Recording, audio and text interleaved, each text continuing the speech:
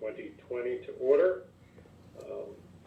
Before we proceed with anything else, I would like to, from the board members, to pass along our condolences and prayers, Jean, to you on the passing of your mom early this month. We've all been thinking about you and prayers for your family.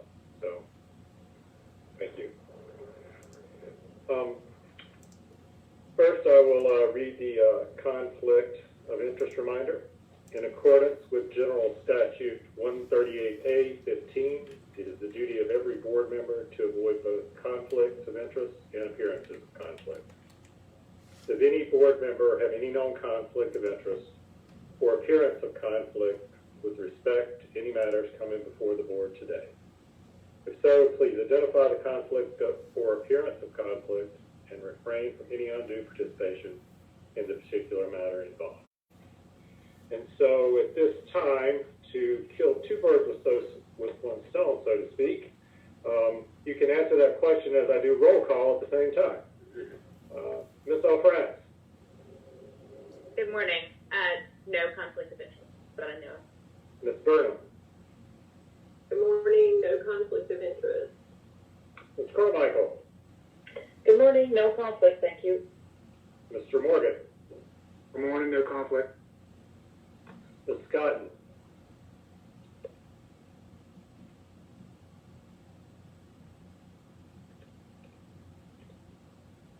Good morning. No conflict. Good morning. Mr. Talent.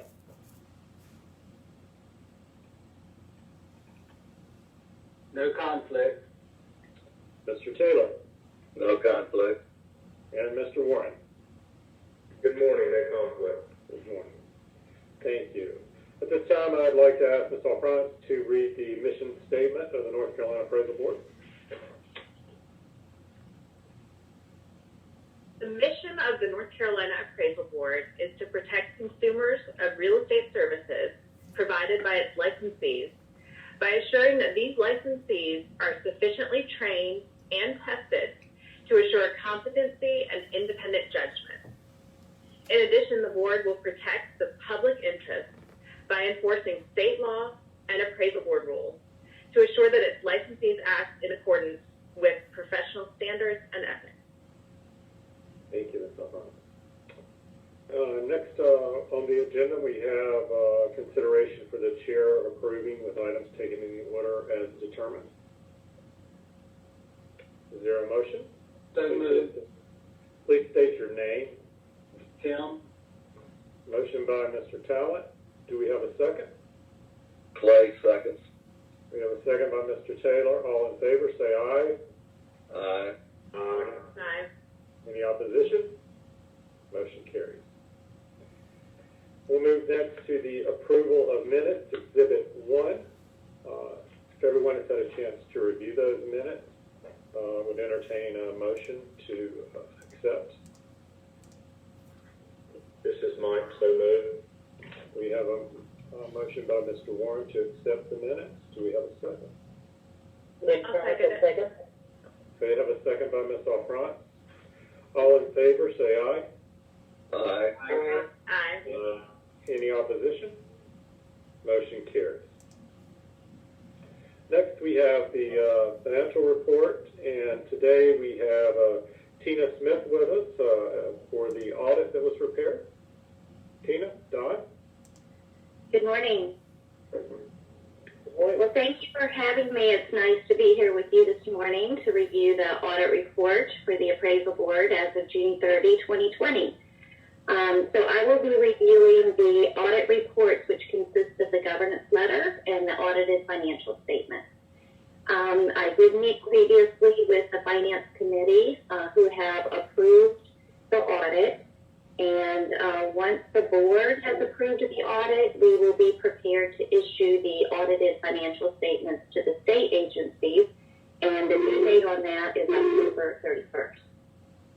I'd like to start with the governance letter. The governance letter contains certain required communications about the audit to the governing body. The first item lets you know that the significant accounting policies for the board are fully disclosed in Note 1 to the financial statement. And there were no new accounting policies adopted by the board during the year, and the existing policies have not changed. The next item lets you know that the financial statements do include certain estimates, and the most significant one being that of depreciation, which is based on an estimate of the useful lives of the assets. We do review those to make sure that they are reasonable and consistent with the prior year. The last item on page 1, under corrected and uncorrected misstatements, this refers to any journal entries that we propose as a result of the audit. The significant journal entries were all posted to the book, and they are all consistent in nature with the prior year. So mostly they consist of entries to convert the books from a cash basis to an accrual basis. The books are kept primarily on a cash basis due to the fact that the budget is also based on a cash basis. So those entries would be things such as recording prepaids at the end of the year, accounts payable. We also propose the entry for the fixed asset activity and the depreciation for the year, as we maintain the fixed asset software for the board, as we do for most of our clients. There was one uncorrected misstatement, which was not booked. That is also consistent in nature with the prior year, because it is immaterial and also based on an estimate. So those entries are attached to this letter for your reference.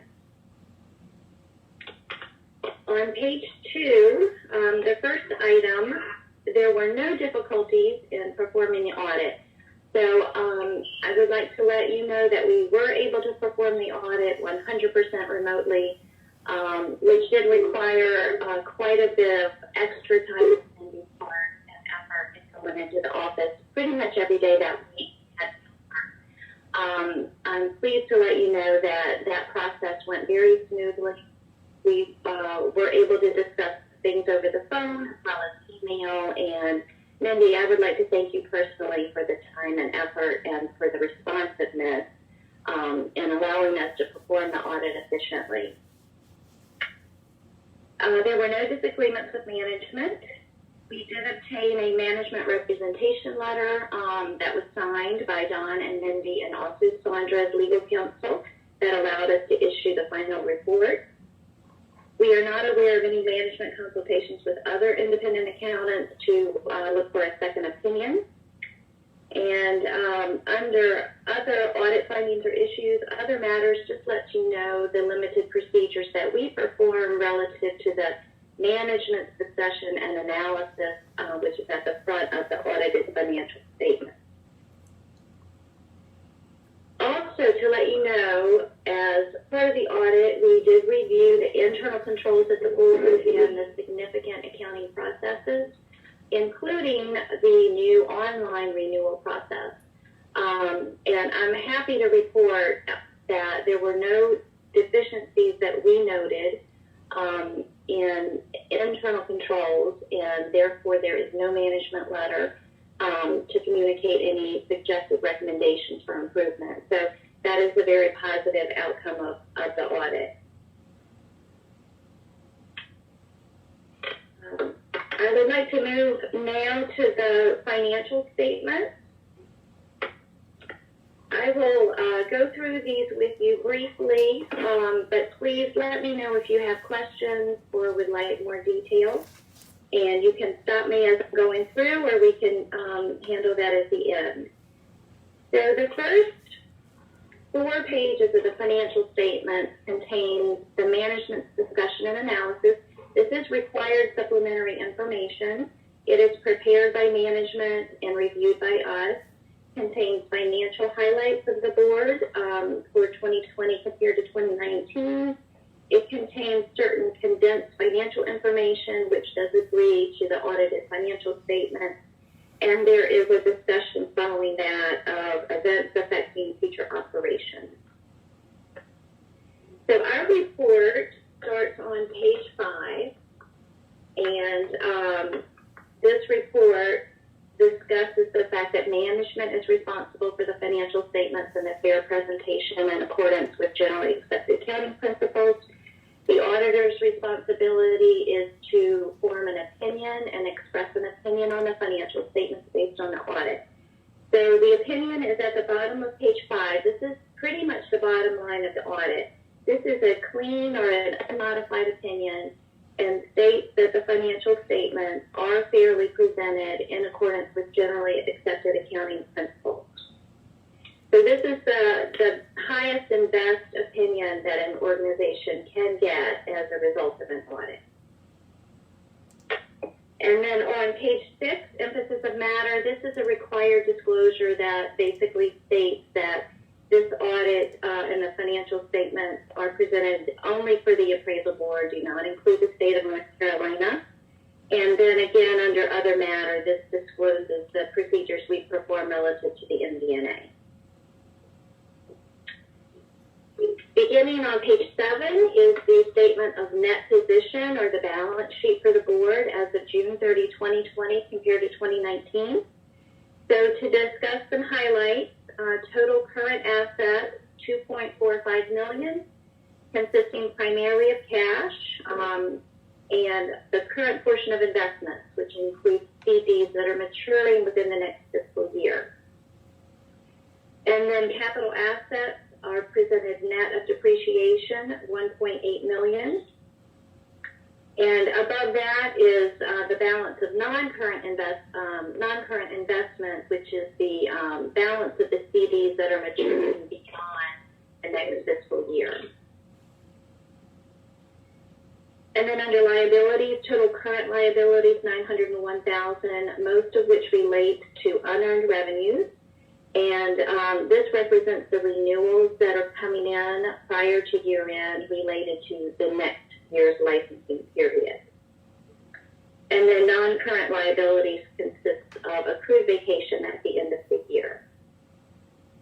So that leaves a total net position for the board at June 30, 2020 of $3.8 million, of which $1.8 million is invested in capital assets, and the remaining $1.98 million is unrestricted. So I would like to point out that this represents approximately 20 months of operating expenses if you exclude depreciation. This is a very strong position for the board. I would also like to point out that of the $1.98 million, approximately $1.2 is internally designated by the board for specific things, and we can look at those items when we get to the footnote disclosures. Moving on, page 8 is the statement of revenues and expenses and changes in net position. So basically the income statement for the board for 2020 compared to 2019. Total operating revenues, $1.3 million, up slightly from the prior year. You'll see an increase in the AMC application fees. Also, this was the year to distribute the book. So there's approximately $18,000 in revenues this year compared to none in 2019, since that occurs every other year. There were also civil penalties received this year of $7,500 and none last year. That is an in and out, since all that is remitted back to the state. And then under total operating expenses of $2.45 million, $1.245 million, up also from prior year. Personnel costs increased slightly, but a lot of that increase again relates to the cost of the rule books that were distributed this year. So $96,000 in the current year compared to no expenses for that in the prior year. So if you exclude the revenue and expenses related to the book, the operating revenue was approximately $123,000. So with the cost of the books, it was about $45,000. And the non-operating revenues consist of interest income and unrealized gains on the CDs of about $45,000, leaving a total increase in that position during the year of almost $90,000.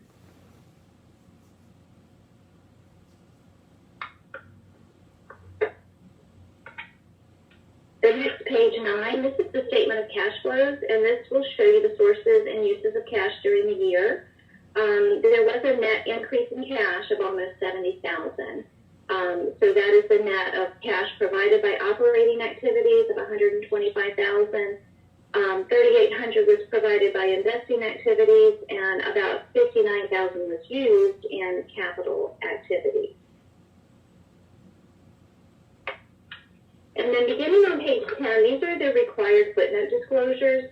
I won't go into detail, but I will let you know what is disclosed here. Note 1 gives you the summary of the significant accounting policies, and that continues on to page 12.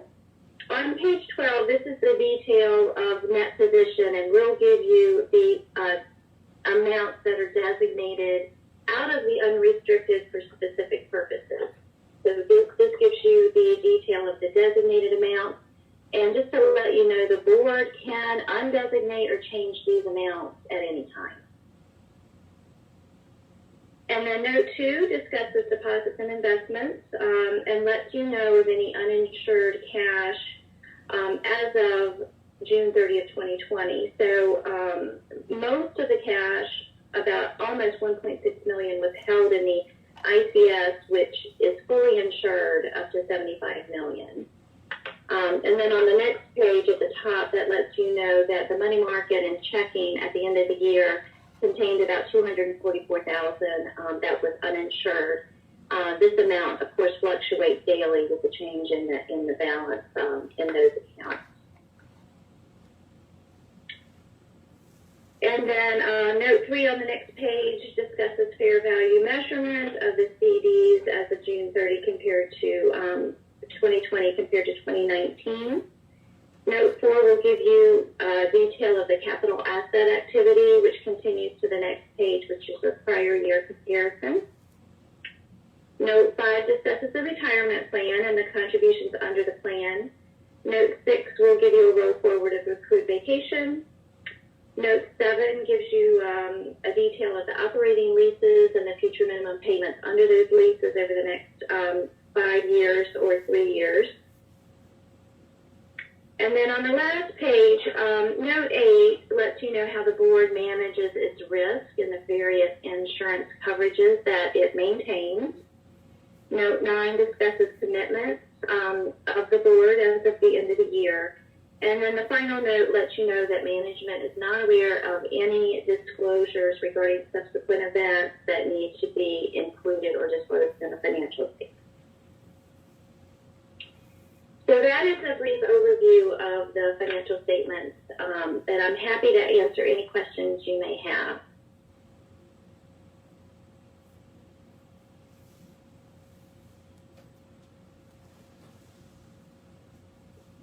Board members, if you'd like to raise your hand if you have any questions.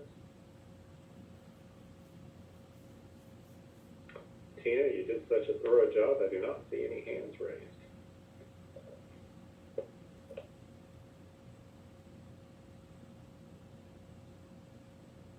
Okay, is there a motion to accept the financial report and the audit for 2019-2020? So moved. We have a motion by Ms. Burns. Is there a second? Second, this is Mike. We have a second by Mr. Warren. All in favor, say aye. Aye. Aye. Aye. Any opposition? Okay, I see none. Motion carries. Thank you, Tina. Appreciate all the work you guys do for us on an annual basis. Don, do you have any other comments? No, not on the audit. We do appreciate Tina, and as I will echo what she said, certainly appreciate the work Mindy did in getting everything together and scanning it and sending it to them. It was a little bit different than we've had to do in years past. Very good. Well, Tina, thank you. Hope you have a great day. Thank you so much. So now we'll move to Exhibit 2 under Finance, under the financial reports. Mr. Rogers? Right. Okay. And we will have a little bit more of a report from the Finance Committee under committee reports, but just briefly looking at your profit and loss, for those of you that are fairly new to the process, now that the audit is complete, starting with the September report and moving forward, you'll then elect to show our the renewal fees that we've actually captured. So it looks like we have no revenue right now or no income. Obviously, those, until they're released through the audit, they don't show. But there's nothing at this point that seems irregular. If there are any questions, I think everything's fairly normal for the first of the year. Any questions for Mr. Rogers? Okay, Don, I did not see any questions concerning the financial report.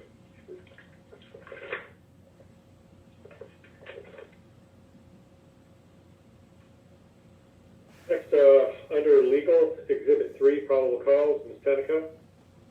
Yes. Can everyone hear me? Yes. Okay, good. Good morning. So the 13 case reports, and as you can see, they have been done in the new format, which was kind of evolved, as you can see. And so the most recent one I wrote in the initial case report summary is in that 2020-0033. That's the format that's being used going forward, unless the board has any concerns or comments about that. So those are the case reports. If anybody has any questions or concerns. Okay, so I will ask if there are any questions, and I will start with Ms. Offrans. No questions. Ms. Burnham. No questions. Ms. Carmichael. No questions. Mr. Morgan. No questions. Ms. Scotton. No questions. Mr. Talent. None. Mr. Taylor. No questions. Mr. Warren. I have one case I'd like to have a question on. It's 2020-0011, page 10. Okay. All right, that being the only question, could we have a motion to approve the staff recommendation on the remainder of the cases with the exception of 0011? If someone would make that motion. I make a motion to approve. Yes. Ms. Carmichael with first and Ms. Offrans with a second. All in favor, say aye. Aye. Any opposition? Okay, we will go ahead and accept staff recommendation on the remainder of cases, except for 0011. And with that, I'll move to you, Mr. Warren, for your question concerning case 2020-0011. Yeah, my main concern was this. I mean, this was a case where it appears that confidentiality was broken, and the appraiser was discussing value with the listing agent, as well as the fact that value was going to come in higher than the contract price, which is basically, in my understanding, given an appraisal because it's saying that it's higher than a specific number. My concern is that there possibly could have been some conversation with the agent to have a predetermined value, and I just wanted to get a better feel for that than just a form from maybe them who investigated this to see if there was any indication that it could have been a discussion as far as to push a value or hit a number with the listing agent versus with the with anyone else. So this is Jean's case, I believe. Jean, can you respond? Or Tom? Yeah, Gene, are you on? Do you want to respond to this? He's on mute. Yeah. I'll tell you what, Mr. Warren, I am familiar with this case. I reviewed it, of course, with Gene when it was submitted. what I can tell you about that question is specifically we didn't uncover any additional evidence that led us to believe that there was any conversation beyond what was already reported there, or we didn't find any evidence that substantiated that he was attempting to reach a predetermined value. That just was not part of the investigation. And because of that, that is why we made the recommendation that we did. I think it's obviously an error for this licensee to make that comment. And yes, it was a breach of confidentiality because he was talking about value and it wasn't appropriate. Okay, now I think that I'm okay with staff's recommendation. I just wanted to, you guys see during the investigation whether you had a hint of bigger issues here, and since that did not appear to be the case, then I'm fine with staff's recommendation. So, Mr. Warren, may I take that as a motion then? That is a motion to accept staff's recommendation on case 2020-0011. I have a motion by Mr. Warren. Do we have a second? I have Mr. Taylor with his hand up with a second. Any further discussion? All in favor, say aye. Aye. Aye. Any opposition? Motion carried. Next, we'll move to pending hearing report, Exhibit 4. Yes, this is just a list of hearings and some of these working towards informal resolution. That's really all I have to say about this exhibit. These are the ones pending, trying to move them along. It's been, I think, in my experience with the board, we haven't had this many kind of sitting. It's a little bit harder to get things scheduled for hearing because, well, it's a little bit harder to get things resolved because I can't sort of hold a hearing over people's heads. Do you see what I'm saying? We haven't scheduled any, but I think we're looking to schedule some in the future, which will make it a little bit easier for me to, I think, move some of these along. And if they don't move along, then we'll have hearings. So that's back to my comment about that. Mr. Warren has his hand up. Mr. Warren, you have the floor. Right, so I was just wondering if we have an idea of when we'll be able to get enough board members together, maybe with social distances, to have a forum to start having the hearings again. And I would propose we start that plan very soon. Mm-hmm. That plan is in motion, Mr. Warren, that I have discussed that with our executive director to prepare the boardroom, and that we will now prepare for any hearings that we need to do.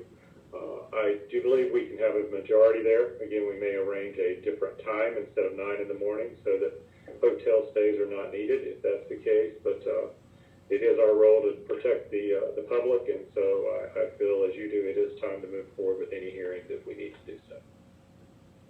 Thank you. Thank you.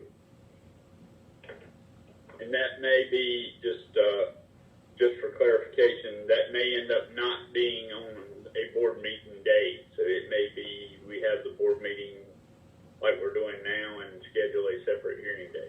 So, but we will look at that. Just for information, the Real Estate Commission did hold some hearings last week, and we observed some of those. So we're looking at how to move forward. And I'll just say that I think once hearings are scheduled, that I will be able to resolve some of these even without hearing. I think scheduling a hearing and noticing people for hearings sometimes gives them motivation to settle their cases. So thank you for your question, Mr. Warren. I think you're hearing, and Sandra, I can see some heads nodding on the screen as well. So you guys go ahead and proceed with what you need to do to start scheduling hearings then. Great, thank you. Exhibit 5, disciplinary actions year to date. Don, do you want to discuss this? I think this is... Now, this is fairly self-evident, but it shows you where we are. Through August, we've had 60 complaints received. Puts us on pace for right at 100 for the year, which they were coming in at a little faster pace right at the beginning of the COVID situation, but seems like it's leveled off, and we're gonna still hit in that 90 to 100 range, which has been fairly consistent for a few years now. Thank you, Don. Next, we'll move to licensing and education. Okay. Just looking at, you have your list of those that are licensed both in July and August. For those that, again, newer to the board, remind you, I think I mentioned that we issue a lot on July 1st. People that apply, say April, May, June, we allow them to opt to be issued on July 1 so they don't have to pay a renewal fee. And their license is good for the full year, and if they choose that, so we have a lot issued on July 1st every year. But still, a good number of applications, as you can see, on all levels, but specifically trainee. I'm not saying this is just pushing for a change, but I have noticed a substantial increase in trainee applications due to the fact of being able to take classes online. So that is a factor. So when we get to the other side of this and take a look, that's something we probably will need to consider. But that's you do see all those that have been issued in July and August. And we've had one Exhibit 7, one new AMC issued in July that didn't get reported in time for last time.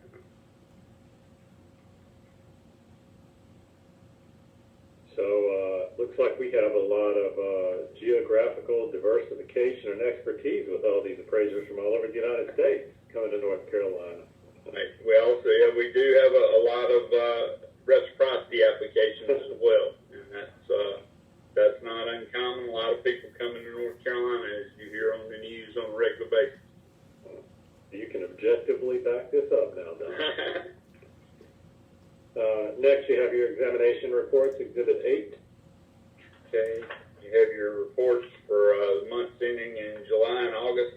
The only thing I noticed about these this time is typically they always say that there's the pass rate runs around 50%. They don't seem to be quite as good on the first time takers. However, we had more people pass it that had taken it a second or third time now, so that does kind of conflict with what we hear from the foundation from time to time. I'll be curious to hear when they do their report, maybe at Arrow or one of their meetings, if they're seeing that nationally. Obviously, our statistical sample is fairly small. Okay, we'll move to Exhibit 9, the review of the Appraisal Foundation report. Don? Oh, excuse me, Mr. Warren has his hand up. I apologize. Sure, Mike. On the test results, do we know how many of the first-time test takers were online class participants versus non-online class participants? Well, these are for licensed and certified, so these could be all. They're not the trainees, so trainees don't have an exam anymore. They just take the test. So, I don't have a direct correlation from online to success rate. Yeah, I guess these would be all in-class takers due to the time and that wasn't right. They're at the trainee level, unless they took it in another state, they took it online. I mean, they took it in class. Sorry. Okay. Exhibit 9, Don, Appraisal Foundation reports under other items. Just a couple of things. The foundation, just for your information, there's a public meeting of the foundation of the AQB on October the 16th at 1 o'clock, which will be a online meeting. I think they're talking again about the Korea practical application of real estate appraisal.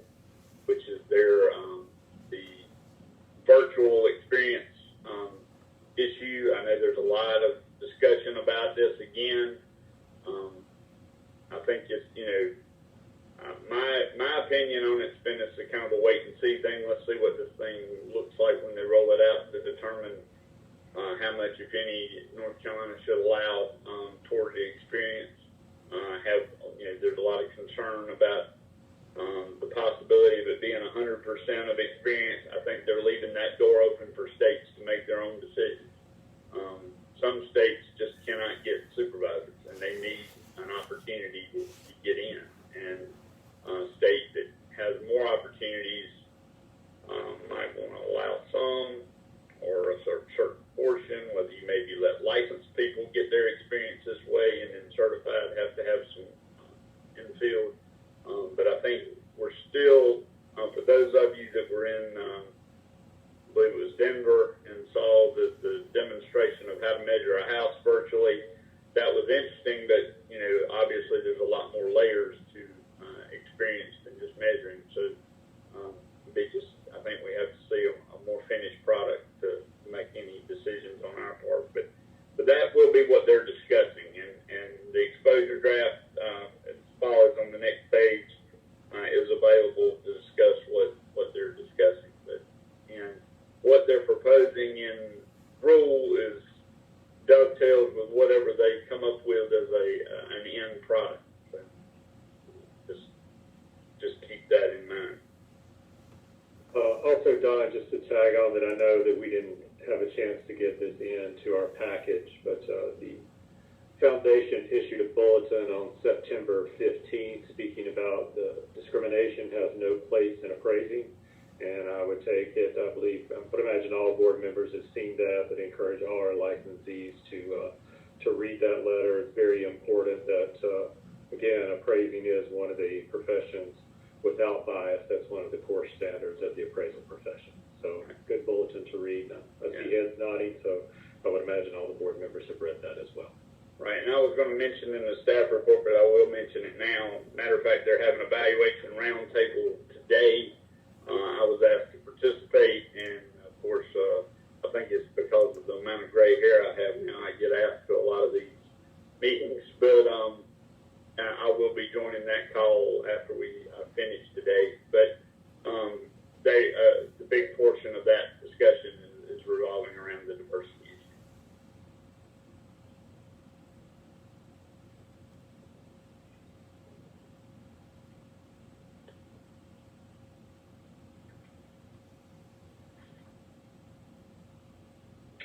Okay. Next, we have the review and discuss possible extensions concerning Emergency Rule 21 NCAC 57B 0615, Exhibit 10. And Don, Sandra, which one of you would like to start with that? I'll start, and then I'll let Sandra kind of explain why we're need to discuss this today. What you actually have in your packet is what is in place or what was approved now. Just as a reminder, last meeting, you approved to extend virtual classes and online trainee classes through the end of the year, and it was council's recommendation, and I concurred that that could just be done by policy because there was no necessity to create a new rule just for allowing a different format. We weren't really changing what you have to do to become licensed or to get CE. We were just allowing these formats to continue. However, there has been, the legislature came back to town. They've made some, opened the door for states to extend things like renewals and stuff again. And so I just asked Sandra to discuss kind of where we are and what options you have in front of you. Sure. So, as Don said, the legislature, they revised their COVID statute or session law to extend the emergency, and as he said, it authorizes boards to delay or extend collection of fees, renewal dates, education or examination requirements. You don't have to do this. It just allows you, if you want to, And the statute says that if a state agency determines that due to the impacts of the coronavirus, it is in the public interest, including the public health, safety, and welfare, and the economic well-being of the citizens and businesses of the state, the agency shall delay. So based on that determination, if you determine you need to extend, you can do so. Now, you've already extended in this emergency rule, you've already extended your deadline through September 30th, 2020. So the reason it's before you is for you to think about, based on the revision to the statute, if you want to extend the renewal period any further than that. That's the purpose of it. You do not have to extend it if you determine that it's not necessary in the public interest, safety, and welfare. You have the option to extend it, and if you do, I would recommend that it be done in a revision to this emergency rule. Another option is not to change this rule and to possibly waive any late fee until the end of the year. That's another option. Or the third option is to leave things the way they are. And Dawn can talk about the number of people that have already renewed and kind of what's at issue here with regard to people renewing late or late fees. If you have questions about that. And just statistically, just to let you know, we're on pace with renewals for any other year. I mean, we have not. We would expect probably to get a few more in. We still see people taking youth Tylenol this last week, but we're between 300 and 400 left to renew. We lose about 300, just 300 to 350 in a given year, and then of course some late renews, some we get replacements and whatever. So that's so net we are not seeing a significant downturn in renewals because of this the pandemic. I would also state that we have not been contacted by licensees asking, are we going to extend this further, or can we extend this further? To my knowledge, we haven't had that asked. So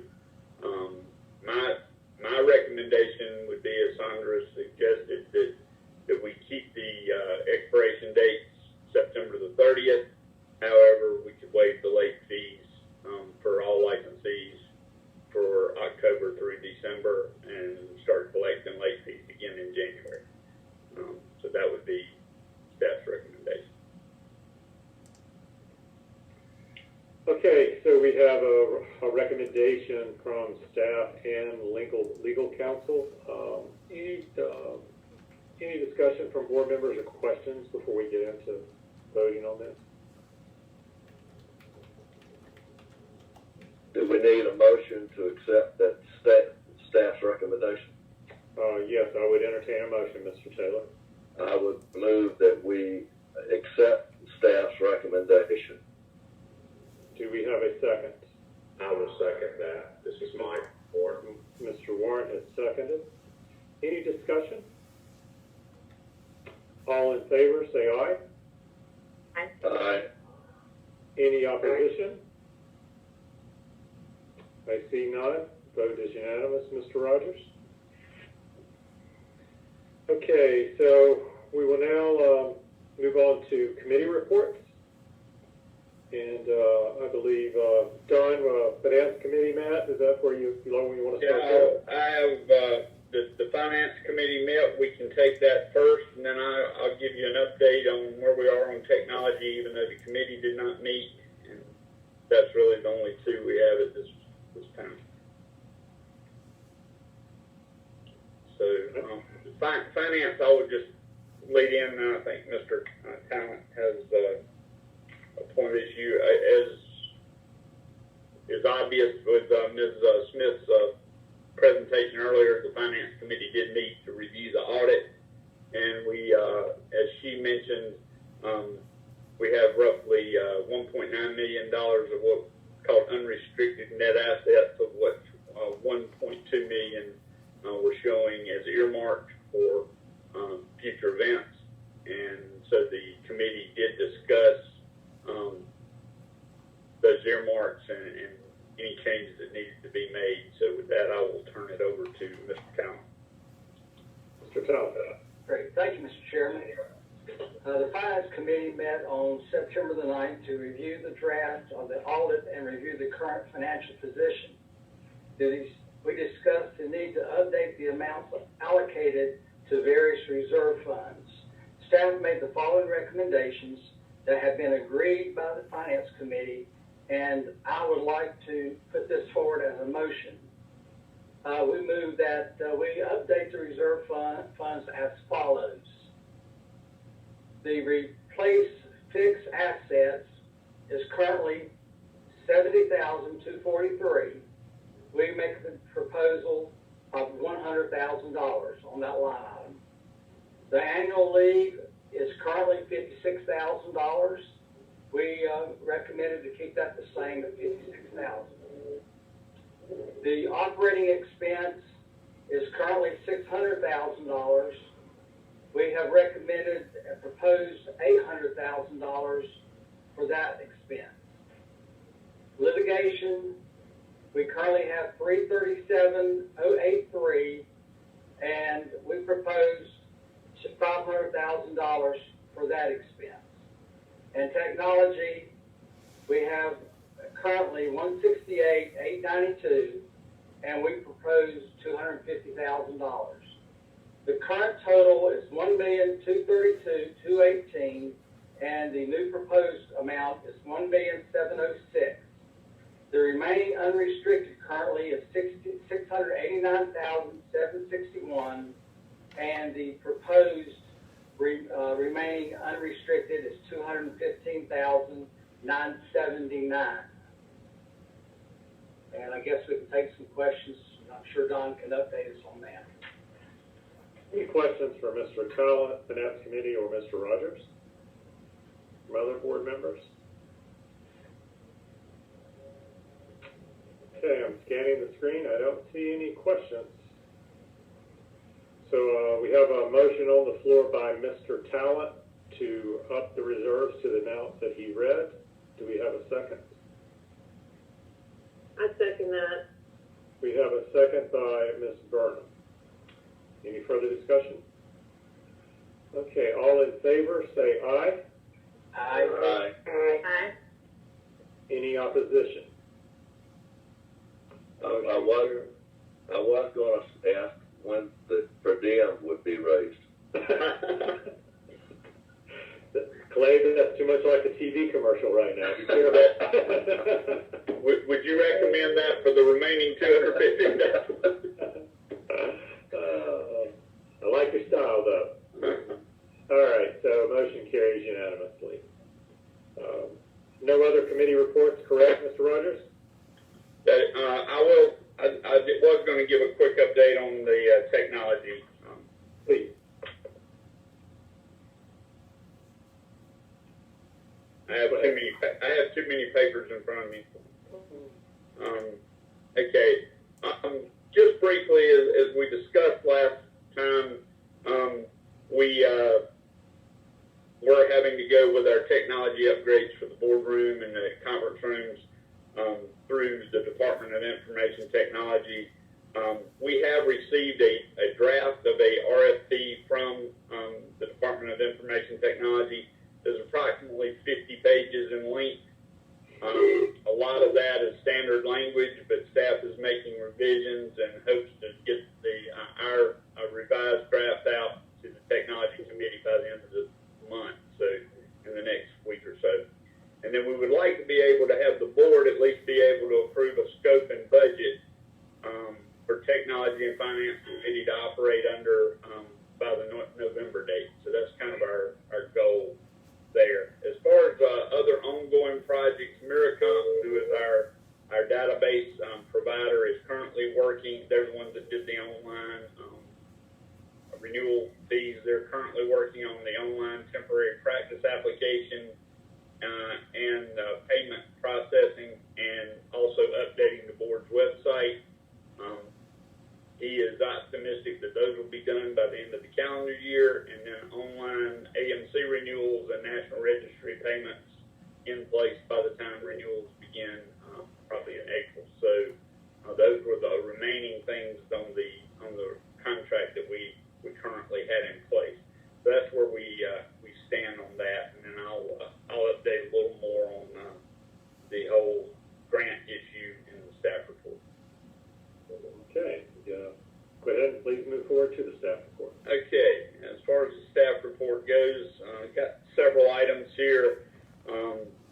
participated as a state regulator on a panel discussing the future of distance education hosted by the Foundation and the Appraisal Qualifications Board.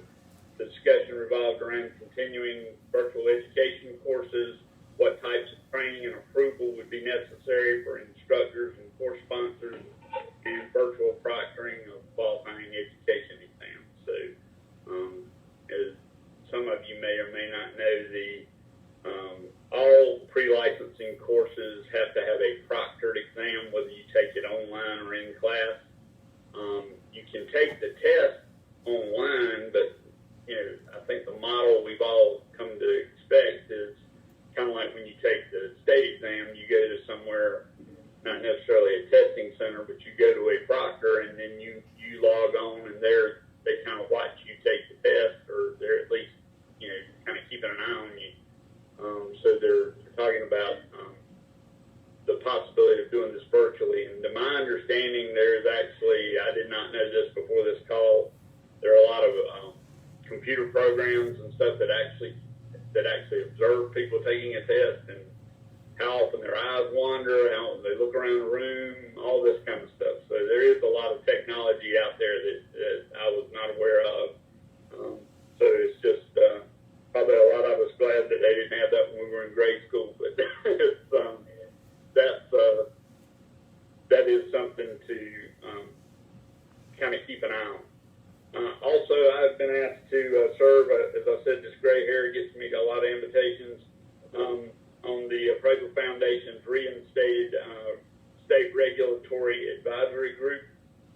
The group functioned several years ago as sort of a town hall for regulators to interact with the Foundation and the ASB and AQB during ERA conferences. It was set aside for a period due to the duplication of reports from the Foundation's board meeting, the advisory group, and then the opening session of ERA. They now believe this group can be brought together virtually to get input from states about potential changes to qualifications and standards. So it's kind of a town hall of my peers to discuss, etc. So the first meeting was August 17th, and the discussion focused on reporting options and how USPAP deals with restricted reports and evaluations. So that was the discussion on that, and that's kind of the exposure draft that's out from the standards board. So just letting you know that that's taking place. The operations of the board office continue to be the same under COVID-19. Staff schedules continue to be staggered between office and working home, and we continue to receive applications, deliveries, etc., and are turning things timely. As was mentioned earlier, we're working on scheduling a hearing near the time of the next board meeting. This would likely be available through Zoom and would limit the number of board and staff to a minimum. So I know with the commission, they had 6 board members hear the case to maintain some sort of distancing. So we would need to discuss the availability of board members who would be comfortable being here, and also if there's any recusals or anything that comes into play. I think one of them involved one of the character conferences we did previously, so that might recuse some people right off the bat. So staff has begun the application process for the ASC grant funding. We have applied for the appropriate accounts that we have to have to accept grant funds. We've been told that some of our current IP projects that I mentioned earlier, the online temporary practice, AMC renewals, will likely qualify to be reimbursed for work done during the grant period, which would begin October 1. So any work he does after that fact probably qualifies. We're looking at other upgrades to the database, enforcement tracking, and interfacing with the National Registry as projects to also include. NCPAC is having their annual conference in a virtual format on October 9th. They've asked that either myself or Mr. Lewis give an update from the board, so one of us will be attending that conference. As I've made you aware, Arrow is having their virtual conference with sessions October 19th to 21st. There's a little bit each day. Due to the logistics, right now